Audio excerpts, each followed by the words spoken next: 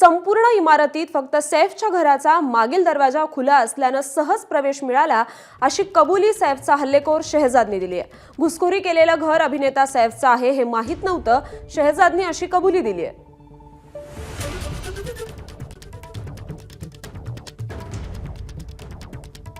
तर संपूर्ण इमारतीत फक्त सैफ अली खानच्या घराचा मागील दरवाजा खुला असल्याने सहज प्रवेश मिळाला असं शहजादने म्हटलंय। या संदर्भातले अधिकचे अपडेट्स देत आहेत आपले प्रतिनिधी मृत्युंजय सिंग। मृत्युंजय, आता शहजादने कबुली दिली आहे, सैफच्या घराच्या मागील दरवाजा खुला असल्याने सहज प्रवेश मिळाला असं तो म्हणतोय।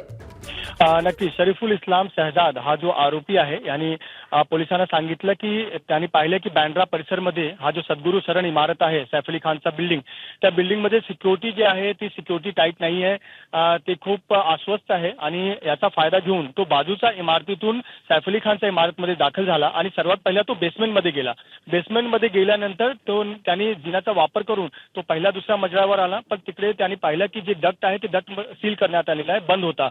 तेव्हा तो पुन्हा पायरीचा वापर करून जिनाहून तो वरती गेला आणि 6व्या मजल्यावर तिकडे कोणतीही प्रकारची सिक्युरिटी नव्हती, फक्त 6व्या मजल्यावर त्याला एक सीसीटीव्ही दिसला आणि सीसीटीव्ही मध्ये तो कॅप्चर झाला।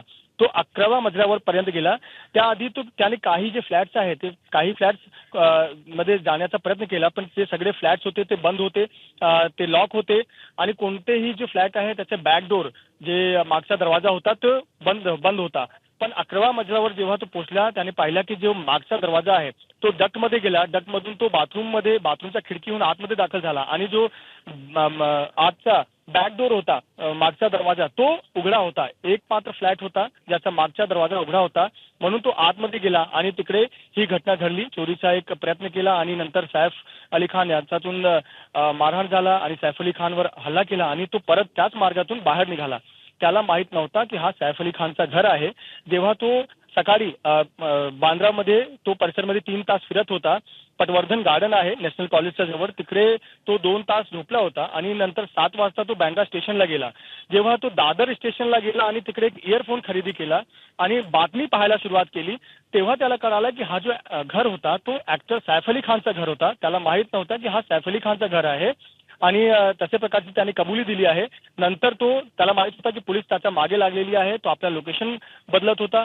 तो बँड्राहून दादर, दादरहून वरली, वरलीहून पुन्हा दादर, नंतर अंधेरी, परत दादर आणि ठाणे असा तो प्रवास करत होता आणि आपला लोकेशन आणि कपडे बदलत होता। पण नंतर पोलिसांनी आपल्या इंटेलिजन्सच्या आधारावर आणि टेक्निकल जे एव्हिडन्स आहे त्याच्या आधारावर नक्कीच मृत्युंजय, बांद्रासारख्या उच्चभ्रू वसाहतीत सुरक्षिततेचा प्रश्न उद्भवतो, ही गंभीर समस्या आहे। धन्यवाद आपण दिलेल्या या सविस्तर माहितीसाठी। एबीपी माझा, उघडा डोळे बघा नीट।